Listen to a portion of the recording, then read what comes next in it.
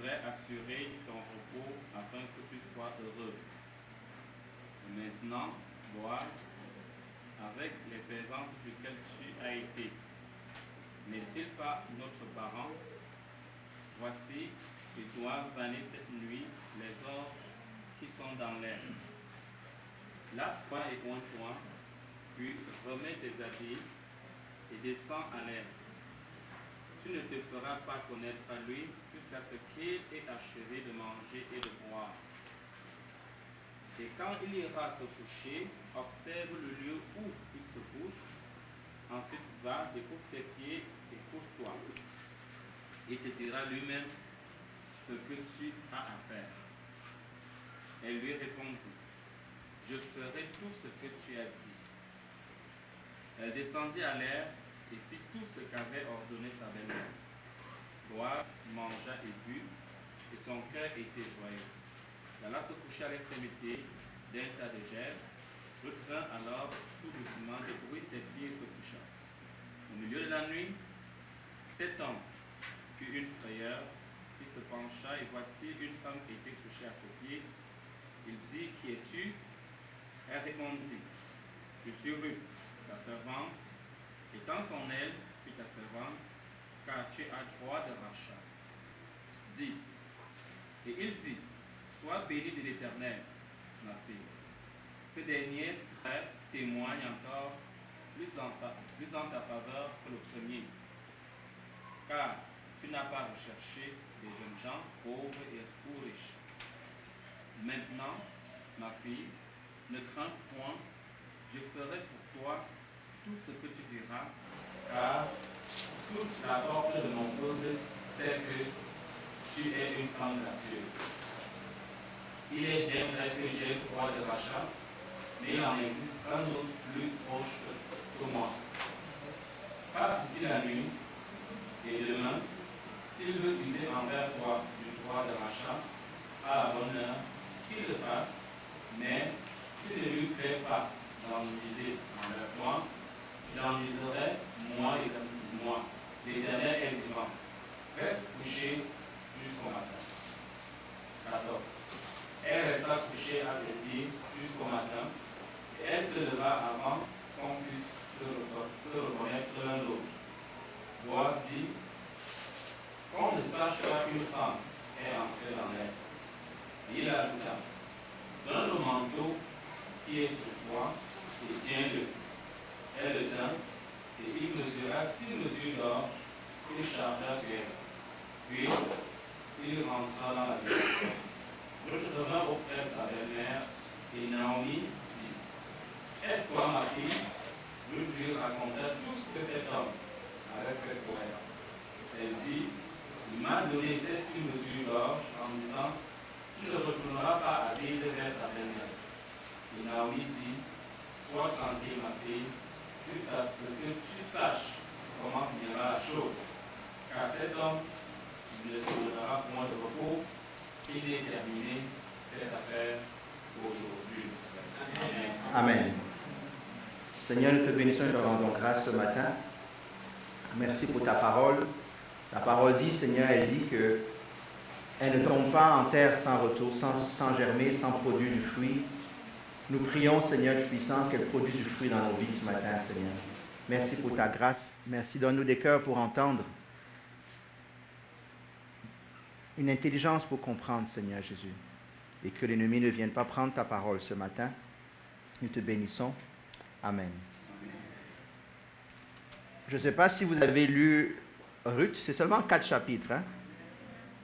Depuis que j'ai commencé l'étude il y a 2 dimanches, puisqu'on est au 3e dimanche ou au 4e, je ne me rappelle plus, je ne fais que relire. Et chaque fois qu'on lit, il y a des petites choses qui sortent. Et le chapitre 3 est un chapitre très intriguant. Il y a comme du suspense dans ce chapitre-là. Il y a des plans qui se nouent. Il y a comment on dit ça là? Des tractations un peu bizarres en arrière qui se placent parce que on veut faire. Ça pourrait être un très bon chapitre sur la prière. En réalité, je n'ai pas eu le temps de tout développer un thème de la prière, mais je vais essayer de toucher ce thème-là pour voir comment est-ce que ces trois personnages principaux. Vous savez que c'est le premier chapitre où il n'y a plus de figurants. Il n'y a que les acteurs principaux qui sont maintenant en scène. Il y a Naomi, il y a Ruth, il y a Boaz. Tout le reste, c'est fini. Il y a vraiment, on appelle ça le sommet de l'intrigue. Là, l'intrigue est à son paroxysme. Revenons un peu pour ceux qui n'étaient pas là au début. Naomi quitte Bethléem avec sa famille pour aller à Moab parce qu'il n'y a pas à manger. Et en partant, malheureusement, au lieu d'être un voyage de bonheur, ça devient un voyage de malheur, puisqu'elle perd son mari, elle perd ses 2 fils, et elle a 2 belles-filles sur les bras. Un jour, elle décide de rentrer à Bethléem. Elle ne s'appelle plus Naomi, l'heureuse, elle s'appelle maintenant Mara, la mère. Pas la mère, L-A espace M-E-R-E, L apostrophe A-M-E-R. Elle est amère. E, c'est au féminin, merci. Et là, voilà qu'il revient avec une jeune Moabite que personne ne connaît. Jusqu'à présent, on nous racontait seulement qu'elle a une belle-fille qui s'appelle Ruth. Et voilà que le chapitre 2 nous révèle une personne tout à fait, comment je dirais, particulière. Une femme intéressante. On voit, elle se sacrifie pendant toute la saison des récoltes pour amener à manger à sa belle-mère, alors qu'elle aurait pu rester chez elle. Mais pendant ce temps-là, il y a une chose qu'on a vue dimanche dernier qui se passe, sa réputation est en train de grandir. On a dit, j'espère que votre réputation vous précède. Ou comme on a dit tout à l'heure, peut-être on ne veut pas notre photo sur Internet de peur que nos réputations nous rattrapent. OK? Mais on ne sait pas combien de temps se passe entre le chapitre 2 et le chapitre 3. Tout ce qu'on sait, c'est qu'un jour, Naomi a une inquiétude. Quelle est l'inquiétude de Naomi à votre avis? C'est qu'un jour, probablement, elle meurt et cette jeune femme se retrouve en terre étrangère, encore plus seule. Donc, voilà qu'elle va faire ce qu'elle pense qu'il devrait être fait, lui trouver un mari. Hein? Je pense qu'il y a toujours une maman quelque part qui a hâte de trouver un mari ou une femme. Hein? Ils sont là toujours en train de faire les transactions et les tractations en arrière-plan. Hein? Il y a quelques mamans qui sourient. Si ça veut dire que vous êtes passé par là. Hein? Ou peut-être vous avez subi, hein? Viens, je vais te présenter quelqu'un, on ne sait jamais. Hein? Et voilà. Donc, Naomi a cette inquiétude par rapport à sa jeune belle-fille en disant, il faut que je fasse quelque chose. Juste quelques notes en passant, après on va regarder des points particuliers parce que je n'ai pas le temps de faire une étude biblique verset par verset. Regardez ce qui se passe. Naomi est rentrée, n'avait rien à manger. Elle se préoccupait de quoi? Juste du lendemain et du jour. Qu'est-ce que je vais faire aujourd'hui? Mais voilà que Dieu a commencé à pourvoir tranquillement dans sa vie. Et là, elle commence à s'inquiéter d'un avenir un peu plus lointain. Vous savez, quand vous avez des problèmes, vous ne pensez qu'à demain matin ou à aujourd'hui. Mais là, Dieu a commencé à retravailler son cas. Et là, elle est capable maintenant de se projeter vers l'avenir. Donc, je voudrais juste commencer en vous disant, peut-être qu'en ce moment dans votre vie, vous êtes au milieu de la tempête. Rappelez-vous qu'il n'y a pas seulement demain, il y aura aussi après-demain et même plus tard encore avec Dieu. Amen. Parce que Dieu est fidèle. Donc, ne regardons pas seulement ça comme ça. Naomi, on la voit qui reprend du poil de la bête. Comment je sais ça? Jusqu'à présent, Naomi n'avait pris aucune initiative depuis le chapitre 1. Le chapitre 3 commence en disant Naomi prend une décision. On sent qu'elle est revenue, elle revient en forme. Là, elle prend une décision, il faut faire quelque chose. On la retrouve d'attaque. Quel est le plan pour Naomi? C'est juste de trouver un mari pour sa belle-fille, tout simplement. D'accord? Et on le voit, donc je vais relire. Est-ce qu'on m'entend encore? J'ai plus de batterie.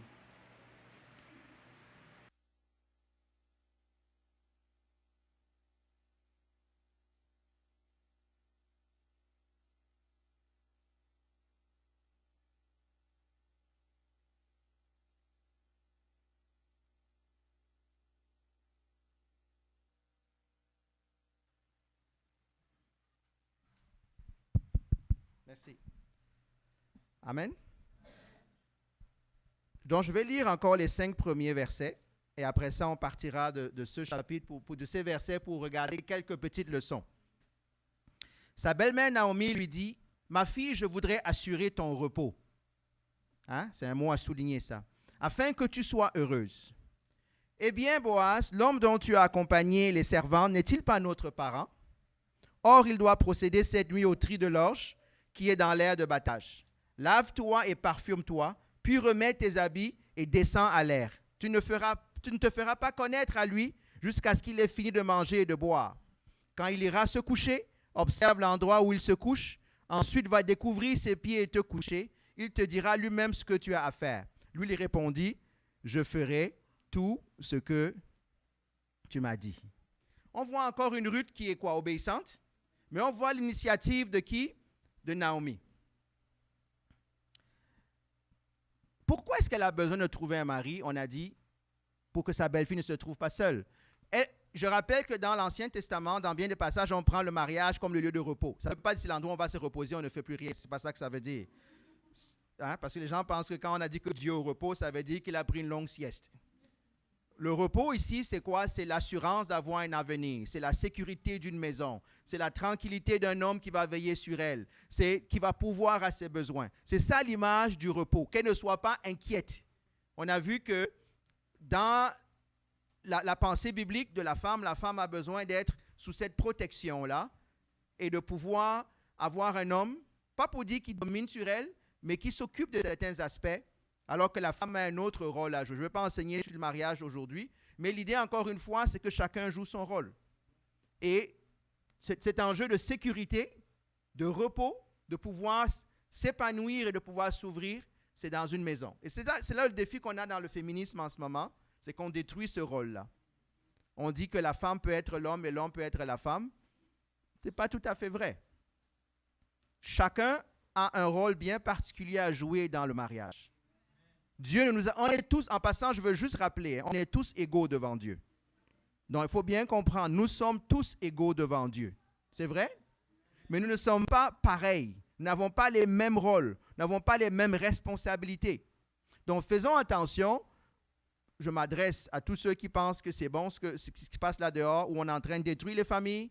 Il y a un rôle établi. Dieu nous a créés d'une certaine manière. Ça ne veut pas dire qu'on est meilleur que l'autre. La preuve, c'est que quand on fait les compétitions d'athlétisme, il y a les compétitions des hommes et les compétitions des femmes. Pourquoi? Vous savez pourquoi? On n'a pas la même force, on n'a pas la même constitution physique.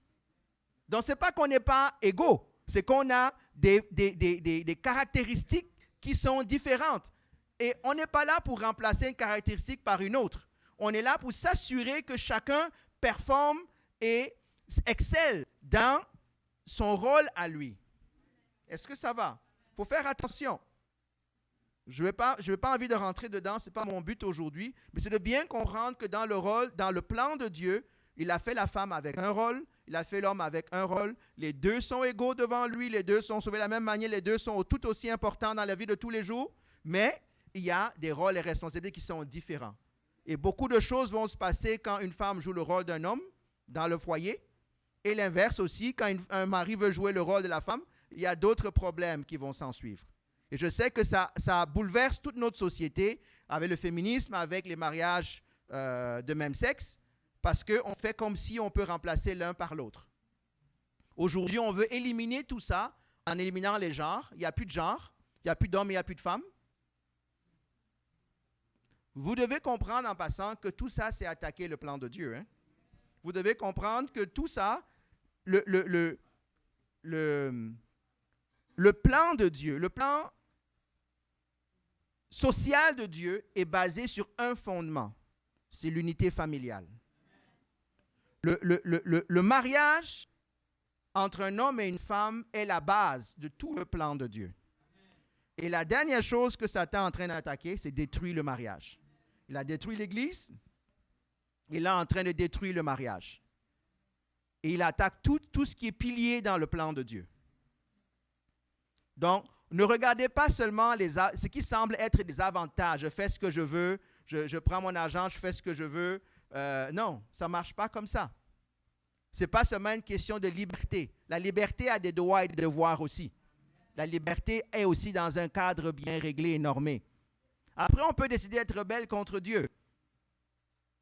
Mais je vous rappelle que ce n'est pas le plan de Dieu. Donc, je ne sais pas pourquoi je touche à ça. Peut-être ça va parler à quelqu'un.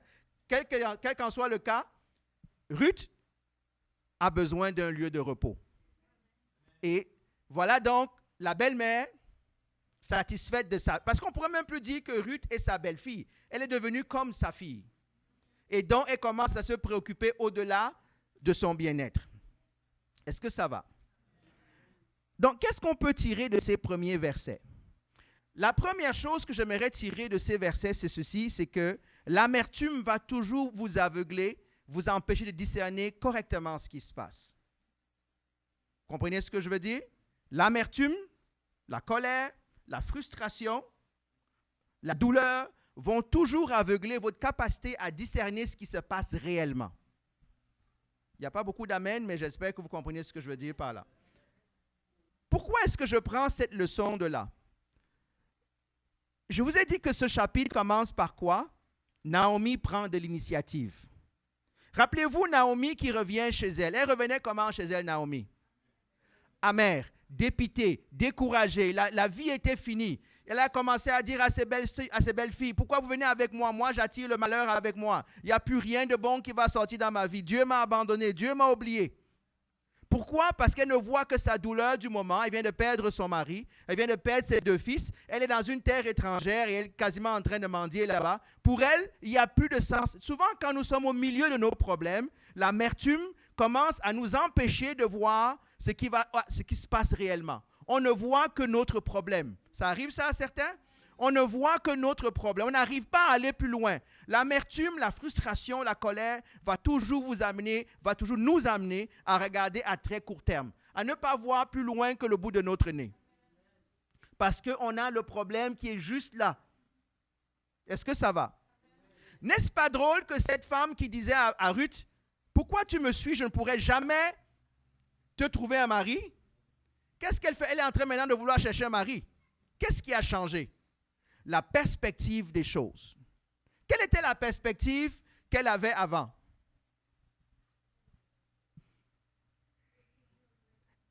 Elle ne pensait que la seule manière de donner un mari à ses belles-filles, c'est d'avoir elle-même un enfant. D'enfanter elle-même, de trouver elle-même un mari, d'avoir un enfant et de pouvoir que ces femmes-là attendent pour que l'enfant grandisse. Là, maintenant, elle n'est plus en train de dire, bon, il faut que moi, je me trouve un mari pour que moi, j'ai un enfant, parce que c'était sa vision très limitée pendant la douleur. Là, maintenant, elle commence à voir, quand Dieu a commencé à permettre d'aplanir un peu son sentier, elle commence à voir un peu plus loin. Peut-être que le bonheur de ma belle-fille peut ne pas passer par moi. Est-ce que ça va? Donc, je vous dis, quand nous sommes blessés, quand nous sommes amers, quand nous sommes frustrés, nos décisions sont toujours biaisées et elles manquent de discernement. Et il faut apprendre à aller au-delà et à attendre que Dieu travaille pour amener vers d'autres perspectives. C'est pour ça qu'on dit dans certaines situations, ne prenez pas de décisions hâtives. Est-ce que c'est vrai? Parce que, regardez la décision qu'elle a prise. Elle était en train de renvoyer Ruth, hein? Est-ce qu'elle aurait découvert cette fille-là comme elle a découvert au chapitre 2? Non. Parce que, on l'a vu la dernière fois quand on voit le chapitre 1, quand on oublie les problèmes, on ne voit que soi. On ne voit que son nombril. Nos problèmes deviennent le plus gros problème du monde. Donc, dans notre amertume, s'il vous plaît, apprenons à ne pas prendre des décisions hâtives. Amen? Parce que si le chapitre 1 était amer, le chapitre 3 commence à devenir intéressant. Peut-être que dans ton amertume, tu es au chapitre 1 et ça semble être le pic de ta vie. Rappelle-toi qu'il y aura un chapitre 2, qu'il y aura un chapitre 3 et même un chapitre 4, hein, parce que ça va venir tout à l'heure. Donc, ne restons pas coincés dans nos défis. Ne restons pas coincés dans nos problèmes. Ne restons pas coincés, on m'a oublié, on m'a abandonné, Dieu m'a lâché. Non, non, non, non. Dieu n'a jamais lâché personne. Dieu n'a jamais lâché la main de personne. On l'a chanté tout à l'heure. Si vous croyez que Jésus est vraiment qui il est, je peux vous assurer que si vous êtes fidèle envers lui, il ne vous a pas lâché. Quel que soit ce que le miroir de la vie peut être en train de vous montrer. Quel que soit ce qui se passe. Peut-être ça ne va pas arriver comme vous voulez ou comme je veux. Mais Dieu est toujours en contrôle. Regardez tout le chapitre 2, c'est Dieu qui travaille. Hein? C'est Dieu qui travaille. Mais il n'a pas tout réglé en un jour. Qu'est-ce qu'il a commencé à régler au chapitre 2? Les besoins de base, manger, avoir un toit. Parce que souvent, je pourrais prendre ça comme autre point. Quand on ne voit que on ne voit que le problème, on ne voit pas qu'il y a d'autres solutions. Et souvent, on a besoin de régler d'abord les besoins de base avant d'aller plus loin. Amen? Donc, première chose qu'on peut tirer déjà, rien que de la première phrase, c'est quoi? Ne pas prendre de décision hâtive sous la colère, sous l'amertume, sous la frustration, parce que ça va toujours biaiser et aveugler et noircir le tableau. Amen. Rappelez-vous ce qu'on a dit. Hein? Toute chose concourt à quoi? Vous êtes sûr? Non, ok. Toute chose. C'est drôle comment on sait citer ce verset-là, mais quand on passe dans de toutes choses là, on a oublié que ça va concourir à quelque chose qui va être utile à Dieu et à nous. Donc, ne restons pas seulement dans l'amertume et creusons. Non, il faut continuer de faire quoi? D'avancer. Il faut continuer d'avancer avec le Seigneur. Parce que lui aussi, il est en contrôle. Donc, première chose, vous voyez les petites leçons de la vie qu'on peut tirer de ce texte. Hein? Petites leçons de la vie. Rien de magique. Pierre dit ceci, je ne me lasse pas de vous répéter ce que vous savez déjà. En passant, moi je vous dis, le défi que beaucoup d'entre nous, peut-être même moi le premier, avons dans les Écritures, c'est qu'on s'attend à avoir de nouvelles révélations. On s'attend à voir quelque chose, la lumière va s'allumer, comme on disait quand on était petit, et tout à coup, Dieu va nous montrer une chose qu'il n'a jamais montrée à personne. Là, on va dire non. La réalité, c'est que la parole de Dieu est fidèle et est stable dans les petites choses. Si on apprenait à mettre en place ces petites choses-là, à mettre en pratique ces petites vérités-là, nos vies seraient beaucoup plus grandes en Christ qu'elles ne sont présentement. Parce que là, on est en train d'attendre des choses. Vous serez amer un jour. Hein? Je serai amer un jour où je l'ai été. Ce n'est rien de nouveau. C'est vrai? On l'a vu déjà au chapitre 1. Il est possible que je sois dans la maison de Dieu, mais ça va mal. Ça ne veut pas dire que Dieu m'a abandonné. Ça veut dire que c'est comme ça que Dieu a permis que les choses se passent. Mais il faut qu'on reste fidèle parce que Dieu va être capable de to right the ship, comme diraient les Anglais. On va remettre les choses dans un certain ordre. Deuxième chose qu'on peut avoir dans cette première partie, c'est voici à quoi ressemble le plan d'un homme sans Dieu. Laissez-moi vous raconter le plan de Naomi. Regardez ce que Naomi dit. Elle dit, je voudrais assurer ton repos. Naomi prend en main elle-même la destinée de ses jeux. Voilà comment moi je vais faire. Si on regardait de près, à quoi ressemble le plan de Naomi? Laissez-moi vous raconter, vous dire à peu près à quoi ça ressemble. Elle dit à sa femme, regardez les conseils qu'elle donne. Première chose qu'elle fait, elle discerne ce qui se passe. Elle dit, on est arrivé, on était amer. Mais Dieu, par hasard, rappelez-vous, on a dit le par hasard la semaine dernière, a permis que Ruth aille dans le champ d'un homme qui s'appelle Boaz. Et cet homme-là, imaginez quoi, est parenté à la famille, et c'est un homme qui est bon et qui est généreux. Et voilà que pendant toute la récolte, cet homme-là a pourvu aux besoins de la maison. Je suis sûr que Naomi a commencé, peut-être que Dieu est en train de faire quelque chose là. Qu'est-ce que je vais faire? Je ne vais pas l'envoyer chez n'importe quel homme du quartier. Je vais l'envoyer déjà chez cet homme-là qui a déjà été généreux envers nous. Quelque part, elle commence par discerner ce qui se passe, prendre une bonne décision. Mais là, elle va commencer à gaffer. Elle va gaffer comme vous et moi. Regardez les conseils qu'elle donne maintenant à sa belle-fille. Elle dit, bon, première chose, lave-toi et parfume-toi. Elle est en train de faire quoi? Un plan mondain. Elle veut utiliser un peu la séduction. C'est pas vrai? Parce que cet homme-là a vu Ruth pendant combien de mois? Plusieurs mois, hein? Donc, qu'est-ce qui va faire la différence maintenant entre parfumer et laver? Avant, est-ce que ça ne lavait pas? Donc, elle commence à toucher un côté plus mondain pour commencer à vouloir séduire. C'est vrai? En passant, le projet peut être noble, mais le plan pour y arriver devient mondain. Elle a un noble projet, mais je vous ai dit, le titre de cet apprentissage, c'est quoi? Ça, c'est comment les hommes s'organisent sans Dieu. Parce qu'elle ne va jamais parler de Dieu dans son histoire. Elle dit, bon, lave-toi, parfume-toi, comme ça. Attends aussi qu'il ait mangé et qu'il soit joyeux. Parce que tu ne sais jamais comment il va t'accueillir. Elle veut mettre toutes les bonnes choses de son côté, les chances de son côté. Donc, tu arrives, tu te caches. Ça ressemble à de l'intrigue. Hein? On dirait quelqu'un qui est en train de faire un complot bizarre en pleine nuit. Il dit, ne va pas en plein jour. Va en pleine nuit. Attends qu'il ait mangé. Attends qu'il ait bu.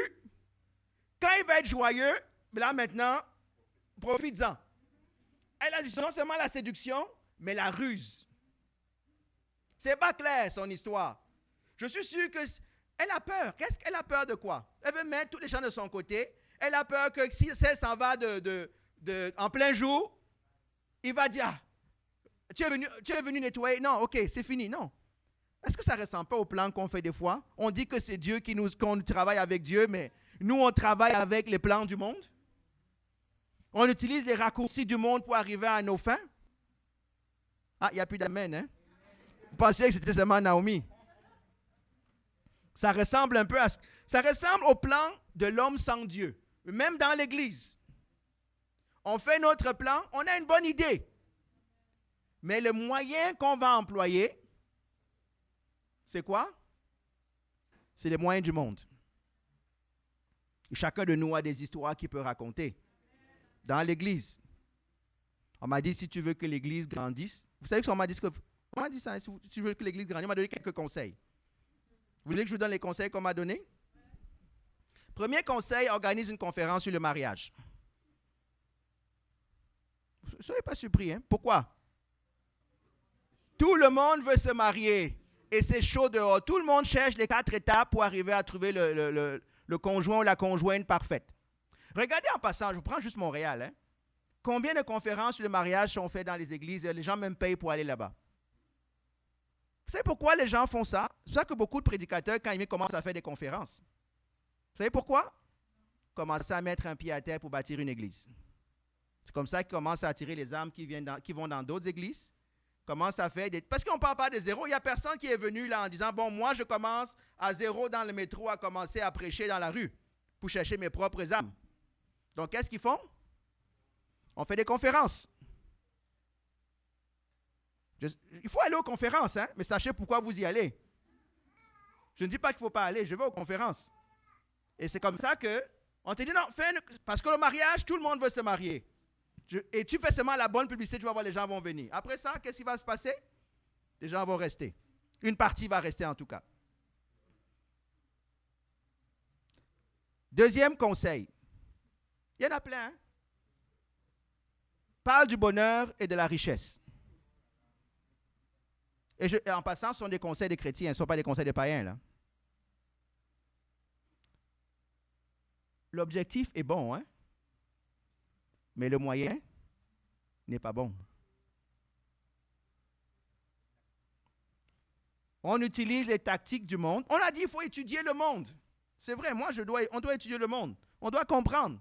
Mais on ne peut pas bâtir l'Église comme on bâtit une société, comme on bâtit autre chose. C'est Dieu qui bâtit son Église. C'est Dieu qui accomplit ses plans. Vous savez, des fois, on veut avoir plus que Dieu nous a prévu pour nous. Hein? Il n'y a pas beaucoup d'amen. Il y en a qui veulent plus que Dieu a prévu pour eux. Supposons que Dieu t'appelle au ministère. Et Dieu t'appelle seulement à une église de 10 personnes. Est-ce que tu vas refuser l'appel? Ou tu veux seulement l'église de 2000 dont tout le monde va parler? Moi, je pose la question. Peut-être Dieu t'a appelé à la louange. Toi, tu veux faire les CD comme tout le monde. Mais est-ce que Dieu t'a appelé à faire les CD? Peut-être que Dieu t'a appelé à faire la louange dans un petit endroit. Et c'est ce que ça va donner. On est là pour travailler selon ce que Dieu a prévu pour chacun de nous. Hein? Malheureusement, des fois, c'est nous qui nous mettons au-delà où nous voulons et ça ne marche pas. Je peux vous donner plein de conseils. J'en ai plein de conseils comme ça, là. Mais vous allez remarquer que tous ces conseils font quoi? Ça ne t'amène pas à aller au pied de Dieu. Ça ne t'amène pas à aller chercher ce que Dieu veut vraiment.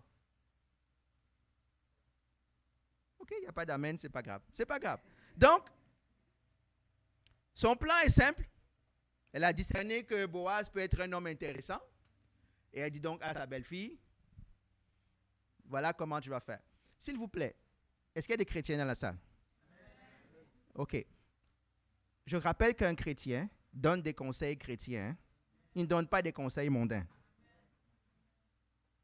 Vous voulez que je répète? Un chrétien, c'est-à-dire vous qui avez dit Amen tout à l'heure, là, vous devez donner des conseils bibliques, pas des conseils mondains. Parce que si vous commencez à dire que vous êtes chrétien, vous donnez des conseils mondains, vous êtes en train de conseiller selon qui? Et c'est qui le roi du monde? Le roi de ce monde? Satan. Et moi, j'entends des personnes, moi je suis pasteur, donc j'entends des gens qui viennent prendre conseil. Puis tu me dis, ah mais oui, mais tel m'avait déjà dit de faire ça. Ah bon, il t'a dit ça? C'est un chrétien? Oui, c'est un chrétien, c'est même un pasteur. Ou c'est même un ancien. Comment un chrétien peut donner un conseil comme celui-là, qui est complètement anti-biblique? Moi, je vous dis, non seulement nous recevons des conseils, mais nous en donnons des conseils. Hein? Je rappelle que quand on donne des conseils, ce n'est pas seulement réservé aux pasteurs, c'est réservé à chacun d'entre nous. On donne des conseils qui sont bibliques. Parce que Naomi, là, elle est en train de trafiquer un peu, là. Elle compte sur quoi? Sur les règles du monde. Elle dit, ah, je connais un bon coiffeur, là, une bonne coiffeuse. Viens, je vais te donner un rendez-vous, là, elle va te retaper, tu vas voir que va seulement la nuit. Oui, mais c'est ce qu'elle dit. C'est pas vrai? C'est ce qu'elle dit. Ce ne sont pas des conseils qui honorent Dieu. Mais Dieu est fidèle. Vous savez, des fois, on peut donner des mauvais conseils à quelqu'un, mais Dieu travaille quand même avec ces conseils-là. Hein? Dieu est souverain. Il faut bien comprendre. Dieu est souverain. Et donc, on continue. Naomi, même si elle nous a donné un mauvais exemple, nous rappelle une leçon aussi qui est très importante. Dans la prière, nous sommes les deux à participer, Dieu et nous. Je rappelle ce que je dis. Quand vous priez, quand nous prions, il y a deux extrêmes à la prière. Parce que ce qu'elle est en train de faire, c'est une prière. Hein? Parce qu'elle avait déjà dit au chapitre 1, « J'aimerais que vous soyez heureuse. » Et là, maintenant, elle prend en main d'aider Dieu, d'accomplir la promesse de Dieu. Qu'est-ce que je veux dire par là? Supposons que je prie. Seigneur, j'aimerais avoir un travail. C'est une bonne prière, ça? Oui? OK. Mais si tu ne te lèves pas pour envoyer ton CV, tu penses que Dieu va donner le travail comment? Si tu ne te lèves pas pour parler que tu as besoin de travail à des personnes autour de toi, comment est-ce que tu penses que le travail va venir? Tu penses que le ciel va s'ouvrir? L'offre d'emploi va atterrir comme ça? Ça peut arriver. Dieu, je crois au miracle en passant. Hein? Je ne suis pas sarcastique dans ce que je dis. Je crois au miracle. Mais je crois aussi que nous avons une participation active dans les prières. Il faut aussi pouvoir se mettre en... Des fois, quand on prie, ce n'est pas rester assis maintenant. Ah, je fais connaître mes besoins à Dieu. Moi, j'attends que Dieu... Non, non. Lève-toi de ton sofa et commence aussi à mettre la foi en marche. Commence à agir. Donc, il y a deux extrêmes. Une extrême, c'est, moi j'ai prié, je m'assois chez moi, j'attends que Dieu arrive. OK. La femme va te trouver chez toi, ou le mari va te trouver chez toi en train de regarder la télé. Il va se sonner la porte. Gling, gling, c'est Dieu qui m'a envoyé. Est-ce que j'ai une femme à marier ici? Non, ne riez pas, j'en ai vu qui pensent que c'est comme ça que ça marche. L'autre extrême, c'est, moi j'ai une idée, je fais tout et je dis Dieu bénit. Ça, c'est deux choses différentes. Les deux sont actifs. Et c'est toujours Dieu qui est souverain. C'est toujours Dieu qui est souverain. On va le voir avec Ruth tout à l'heure. Curieusement, Ruth, qui est la Moabite, va être celle qui va manifester plus le caractère qu'on doit avoir dans la prière. Curieusement, elle qui semblait ne pas connaître Dieu au départ est celle qui devient le modèle à suivre. Donc, s'il vous plaît, aidons Dieu un peu de temps en temps. Pas parce qu'il a besoin d'aide, parce que des fois, on lui complique la tâche. On veut juste des gros miracles. Si tu veux être médecin, il faut que tu ailles d'abord à l'école de médecine. Je sais que Dieu est capable de faire descendre le Saint-Esprit sur toi et tu opères comme le champion du monde. Je sais ça, je crois en ça. Mais il faut que tu ailles quand même à l'école. Dieu t'a appelé au ministère, ben va à l'école aussi. Aide-le un peu à t'aider. Amen. Donc Naomi nous rappelle que ce n'est pas seulement le fait d'avoir un vœu pieux que de dire que je voudrais que ma belle-fille se marie, qu'elle ne va pas non plus commencer à voir qu'est-ce qui se présente. Il y avait l'ancien pasteur qu'on avait à Paris qui disait que quand tu pries pour le mariage, prie avec un œil ouvert. Il ne faut pas prier avec les deux yeux fermés. Peut-être que ta femme ou ton mari va passer, comment tu vas le savoir? Si tu pries les deux yeux fermés et que tu ne vois aucun mouvement autour de toi, tu ne sauras pas ce qui se passe. C'était un très bon conseil en passant. Hein? Il n'a pas dit que votre prière soit distraite par ce qui se passe. Il a dit quand vous priez, soyez attentifs aussi à ce qui se passe. C'est ce que Naomi a vu. Dieu a commencé à mettre Boaz dans l'environnement et elle va vouloir exploiter cette place-là. Amen. Est-ce que ça va comme leçon? Et bon, temps en train de finir. Je n'ai pas le temps de faire beaucoup de choses. Donc, on nous dit quoi? Voici non, maintenant Ruth qui fait quoi? Elle descendit à l'air de battage et fit tout ce qu'avait ordonné sa belle-mère. Encore une fois, elle est très serviable et très obéissante, très douce. Boaz mange, boit et son cœur était joyeux. En passant, il ne dit pas qu'il était saoul, c'est seulement qu'il était content. Comme après un bon repas, tu peux être content d'avoir bien mangé, d'aller prendre une belle sieste. Il va se coucher au bout d'un tas de gerbes. Ruth vint tout doucement découvrir ses jambes et se coucha. Au milieu de la nuit, Boaz eut un frisson. Il se pencha et vit une femme couchée à ses pieds. Il dit, « Qui es-tu » Elle répondit, « Je suis Ruth, ta servante. » Remarquez qu'elle ne dit plus « Je suis Ruth, la Moabite. Hein? » Elle a déjà une identité à Bethléem. Là. Elle est connue maintenant. « Je suis Ruth, ta servante. Étends le pan de ton manteau sur ta servante, car tu as le droit de rachat. » Il dit, « Sois bénie de l'Éternel, ma fille. Ce dernier trait témoigne encore plus en ta faveur que le premier, car tu n'as pas cherché des jeunes gens pauvres ou riches. Maintenant, ma fille, n'aie pas peur, je ferai pour toi ce que tu diras, car tout le monde sait chez nous que tu es une femme de valeur. » Moi, j'aimerais que notre réputation nous précède comme ça. Là. Mais regardons un peu ce qui se passe. Là, maintenant, c'est l'intrigue. Il faut aller faire la demande en mariage. Et je voudrais juste faire un petit pic à nous qui avons des coutumes qui sont fortes. Regardez comment on demande en mariage là-bas. La femme va se coucher au pied de l'homme, lève un peu le drap, et ça dit quoi? C'est un bon geste en passant, hein, que le drap maintenant, en le remettant sur mes pieds, vienne me couvrir aussi. C'est biblique, n'est-ce pas? N'allez pas enseigner ce que la Bible dit quand on fait des demandes de mariage. Comme les gens, des fois, aiment prendre la Bible telle qu'elle dit. Ah, voilà, c'est ce que la Bible dit, il faut le faire. C'est une belle tradition, gloire à Dieu. Tout ce que ça dit, il faut avoir une certaine manière de faire. Donc, faisons attention à un certain littéralisme. Il faut bien comprendre que la parole est écrite dans un contexte culturel que Dieu n'a pas dénaturé pour sortir des leçons. OK? Donc, qu'est-ce qu'on veut dire? Que tout se passe selon le plan de qui? De Naomi. Dieu, on n'a pas encore mis Dieu dedans. Pourquoi tu appelles Dieu là-dedans? Il n'est pas là. Tout se passe comme Naomi a prévu, sauf quand Ruth commence à ouvrir la bouche. Vous savez, des fois, quand on fait le plan, il faut juste se taire. Hein? Il y en a qui parlent trop. C'est vrai ça? Vous allez me dire, mais de quoi le pasteur parle? Quelle était l'instruction de Naomi? On va voir ça. Couche-toi, quand il va voir que tu es là, attends, il va te dire quoi faire. Hein? Mais elle, dès qu'elle le voit, elle commence elle-même à dire, voilà. Il y en a des fois qui ne savent pas suivre le plan. Je vous dis, il y a des fois qui parlent trop. Ça peut être homme ou femme. Hein. N'allez pas, je sais qu'il y en a qui commencent à regarder les femmes parler. Non, homme ou femme, là, des fois, on parle. Des fois, il faut. Mais, laissez-moi vous dire une chose. Des fois, il faut savoir désobéir au plan. Je vais vous dire pourquoi. Avant que j'aille plus loin et de regarder quelques leçons, regardons Boaz. Boaz, il est le centre de l'intrigue. Il y en a qui sont en train de manigancer des plans pour lui, là.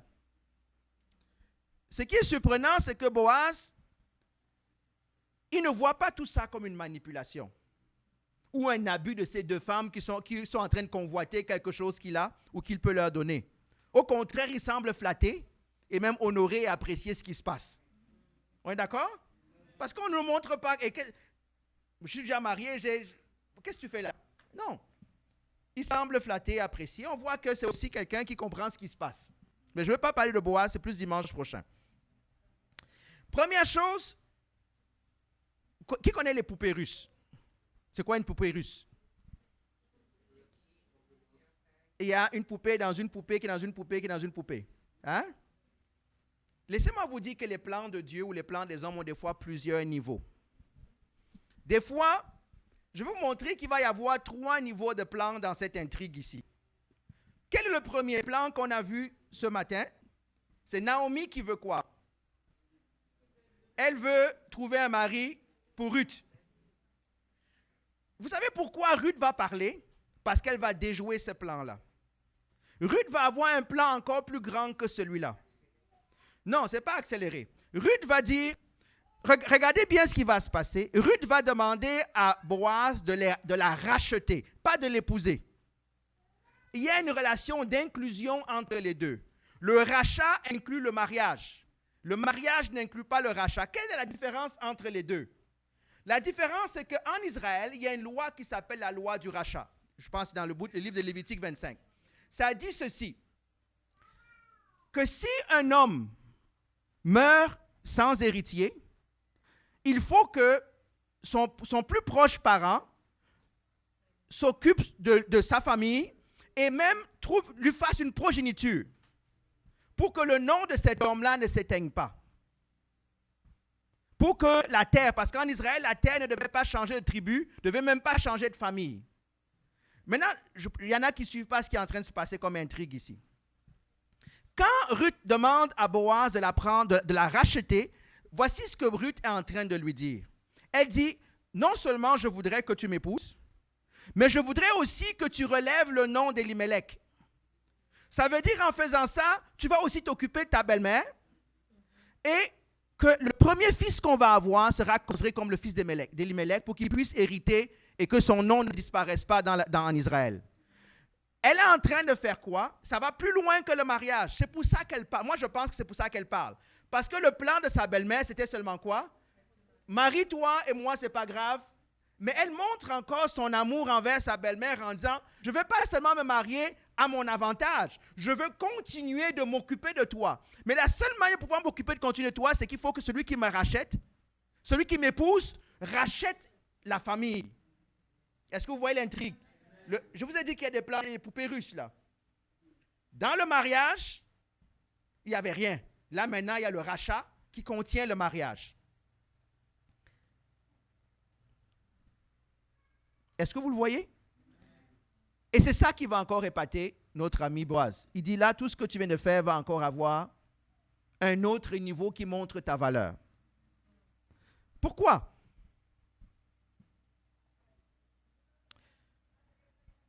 Parce qu'elle sait que si elle ne fait qu'épouser Boaz, ou quiconque en passant, sa belle-mère va perdre la terre. Une fois qu'elle meurt, cette terre-là ne sera plus au nom d'Elimelech et de sa descendance, et donc ça va partir aux plus proches parents, juste comme ça, gratuit. Est-ce que ça va? Donc, il peut y avoir un plan dans le plan. Hein? Vous allez voir que Dieu a un autre plan. Il pense qu'elle a eu le meilleur plan, mais Dieu va avoir un autre plan au chapitre 4. Il y a le plan dans le plan dans le plan. Parce que c'est le plan de Dieu qui s'accomplit si on respecte ce que Dieu demande. Mais Ruth va aussi être sage. Je voudrais vous inviter, qui peut me lire Ruth 2:12?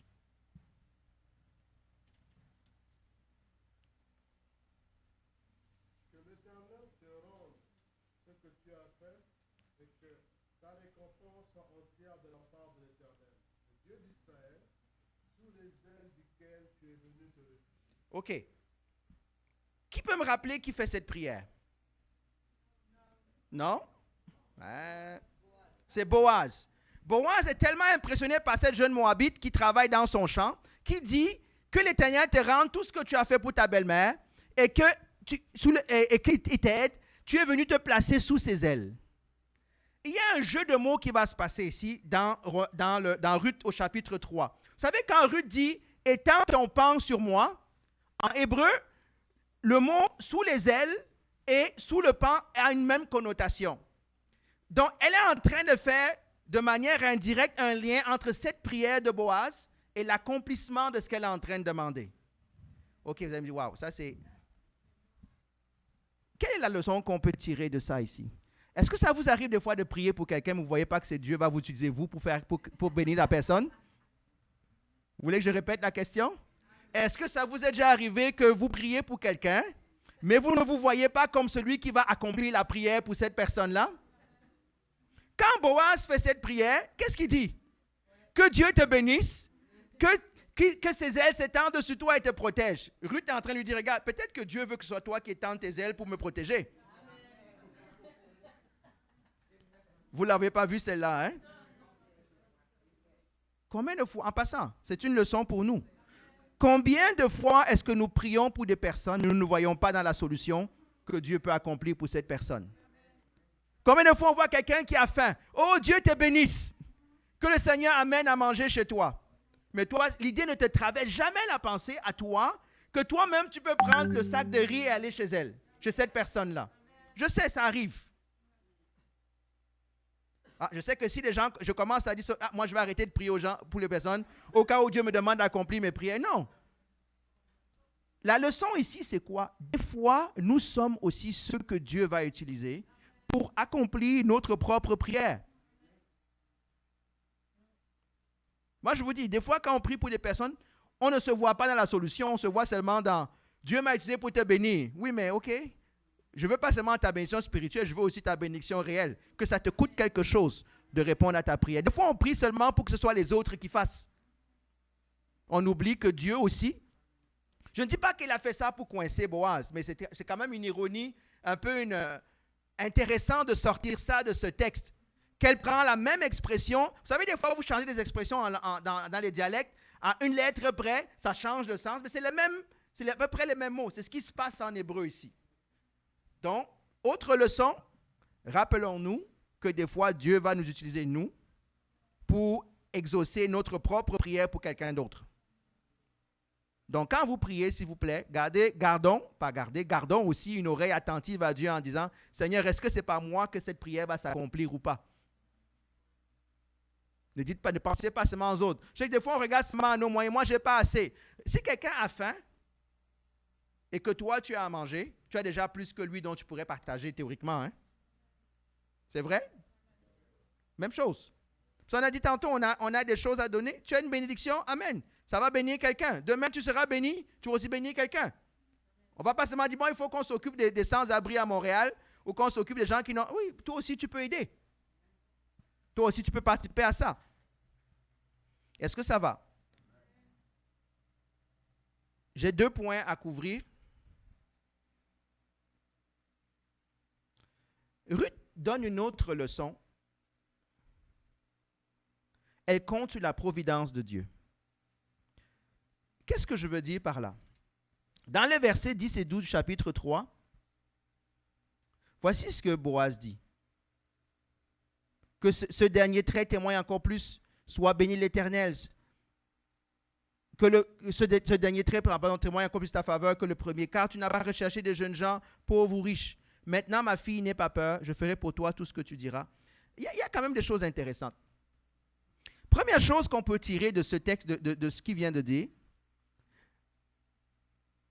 est-ce que vous savez que Ruth est devenue une citoyenne à part entière de Bethléem? Qu'est-ce que je veux dire? Au début, elle arrivait comme l'étrangère. Mais là, elle a montré sa valeur. Elle a été acceptée. Comment on sait ça?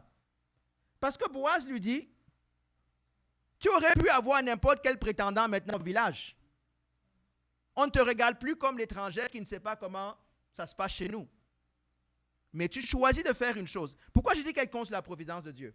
Regardez, écoutons ce que Boaz dit. Boaz dit, tu aurais pu aller choisir un jeune homme plus jeune que moi, pauvre ou riche. Et elle dit quoi? Tu aurais pu passer sur les statuts sociaux. Des fois, on a d'autres critères. Mais elle se manifeste de manière non égoïste en disant, moi, je préfère me mettre sous le plan de Dieu. Je veux vraiment me mettre sous les ailes de Dieu et que ce soit le plan de Dieu qui s'accomplisse. Elle aurait pu dire, moi je suis jeune, parce que visiblement, vu ce que Boaz dit, elle est plus jeune que lui, beaucoup plus jeune. Elle aurait pu dire, moi, qu'est-ce que je vais faire avec ce vieil homme-là? Moi, je m'en vais de l'autre côté, il y a des gens aussi beaux, aussi riches que lui. Mais elle dit non, moi je compte sur Dieu pour que les choses se passent de la bonne manière.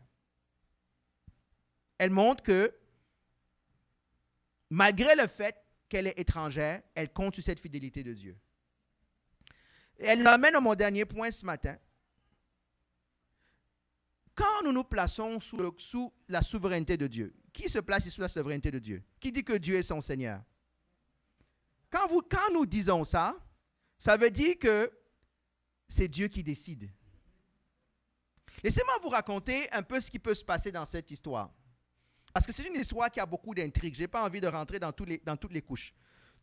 En se plaçant sous la loi du rachat, elle fait quoi? Elle laisse Dieu décider pour elle qui sera son mari. Elle aurait pu elle-même choisir, comme on a vu tout à l'heure. Mais en se plaçant sous cette loi-là, parce que je rappelle que la loi de Dieu de rachat de laquelle se place est très codifiée. Ça veut dire que si c'est José, la première personne qui peut épouser sa veuve, ce serait qui? Son frère. Premier, deuxième, jusqu'on passe tous les frères. S'il n'y a pas de frère, on s'en va chercher le proche cousin. Imaginez là, hein, une jeune fille qui dit, moi je laisse Dieu décider, mais je ne sais pas qui dans la ligne va sortir. Ça peut être beau, ça peut être laid, ça peut être pauvre, ça peut être riche. Je n'ai plus aucun choix sur aucun critère. Est-ce que vous le voyez? Peut-être qu'elle pensait que Boaz était, parce qu'elle a peut-être eu le temps d'apprécier Boaz comme caractère. Ah, si c'est lui, c'est pas grave. Ça fait 3 mois, j'ai vu que c'est un bon monsieur. Il est capable de se... Boaz lui donne une mauvaise nouvelle. Je ne suis même pas le prochain dans la ligne. Ah bon? Est-ce que je peux retirer mon offre? Moi, je retourne maintenant chercher mon mari? Non, elle ne fait pas ça. Est-ce que vous le voyez? Elle ne sait pas qui va sortir de cette tombola-là. Elle se remet complètement entre les mains de Dieu. Dire que Dieu est notre Seigneur, ça veut dire que les décisions que nous prenons, on doit s'assurer que ce sont les décisions de Dieu. Même quand ça ne semble pas aller comme on voudrait peut-être, il y a trop d'inconnus. Il y en a qui ne savent pas gérer l'inconnu. Ils veulent le plan de Dieu. Si Dieu leur a donné tout le plan de A à Z, que Dieu lui a décrit exactement comment ça va finir, sinon il n'embarque pas. Il y en a plusieurs parmi nous comme ça. Pour ne pas dire que nous sommes peut-être tous un peu comme ça. On veut maîtriser Alpha et Oméga.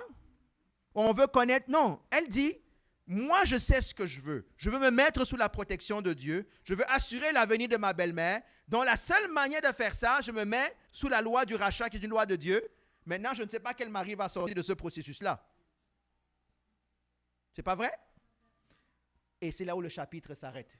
Parce que qu'est-ce que Boaz dit? Pas de problème, moi je vais m'occuper de l'histoire. Ça veut dire que demain matin, tu auras un mari. Hein? Tu ne sais pas qui, mais tu en auras un. Je vais le régler tout de suite. Peut-être c'est moi, peut-être c'est pas moi. Comment tu deals avec l'incertitude apparente que Dieu amène dans ta vie? Parce qu'avant de connaître Dieu, peut-être tu contrôlais tout. Mais maintenant, tu te rends compte que tu ne peux pas contrôler tout. C'est vrai? Certains d'entre nous ont quitté leur beau pays, sont venus ici en pensant que ça allait être comme ci ou comme ça, mais ce n'est ni comme ci ni comme ça. Qu'est-ce que tu fais avec Dieu? Comment tu marches avec Dieu? Ce matin, on a beaucoup parlé du chapitre 3. Moi, je vous laisse sur l'intrigue. Je sais que certains d'entre vous vont aller lire le chapitre 4. Si vous n'avez pas encore lu, savoir vraiment qu'est-ce qui va se passer au chapitre 4. Elle va épouser qui? Ça, c'est le tome 4, hein? Dans un cinéma près de chez vous dimanche prochain. Allons lire. Vous savez, c'est des textes simples, hein? Mais si on s'y attarde, on peut voir de beaux petits trésors qui vont nous être utiles dans la vie de tous les jours. Ne lisons pas la parole, et nous sommes tous coupables. Moi, le premier des fois, nous lisons la parole de Dieu comme un roman. On ne fait que lire. On saute. Si vous ne vous attardez pas sur ces petites choses que je vous donne, que moi aussi j'ai apprises en passant, je parle d'une révélation particulière. Si on ne s'attarde pas pour commencer à laisser l'Esprit de Dieu nous révéler ces petites choses-là, ce sont des livres qui ne nous intéressent même pas. Et pourtant, il y a plein. S'il y a un modèle de femme, rappelez-vous le Proverbe 31, la femme vertueuse.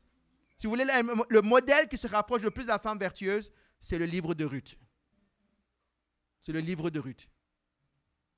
Il y a Esther aussi, mais beaucoup plus le livre de Ruth parce qu'on a vraiment mis l'accent sur ce que Ruth fait et comment elle travaille, comment Dieu travaille au travers d'elle. On va prier.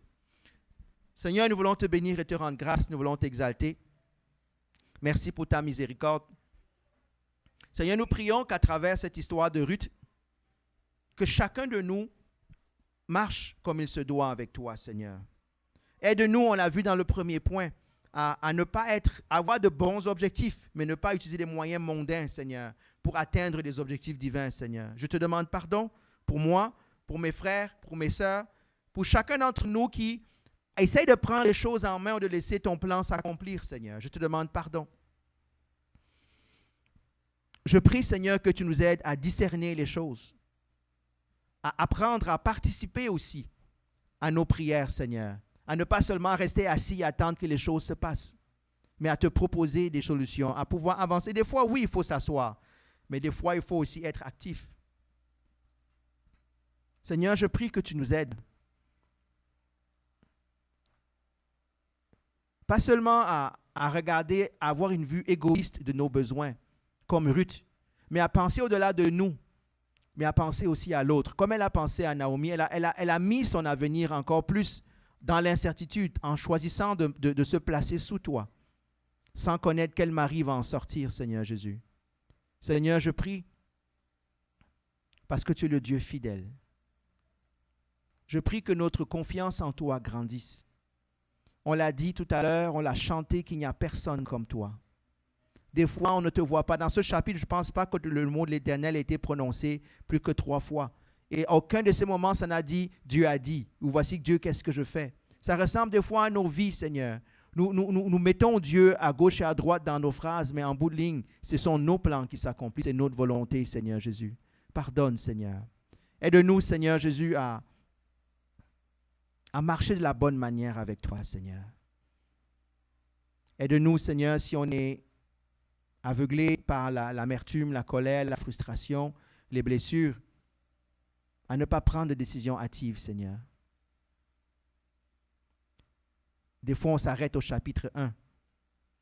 On oublie qu'il y a un chapitre 2, il y a un chapitre 3 et plus, Seigneur, dans nos vies. Relève chaque personne ici, Seigneur, qui peut être déçue, qui peut avoir des défis, Seigneur Jésus, et que tu puisses, Père Tout-Puissant, toucher ces personnes encore, Seigneur. Et qui te donne, Seigneur, encore par la grâce de pouvoir travailler tout ce qui se passe à la gloire de ton nom, Seigneur, et les relever, Seigneur Jésus. Je te magnifie et je te rends grâce. Merci pour cette semaine, toi qui nous gardes, toi qui veilles sur nous. Merci pour le travail, merci pour toutes choses. Conduis-nous encore dans ta grâce et dans ta miséricorde. Dans le nom de Jésus, Amen. Soyons bénis.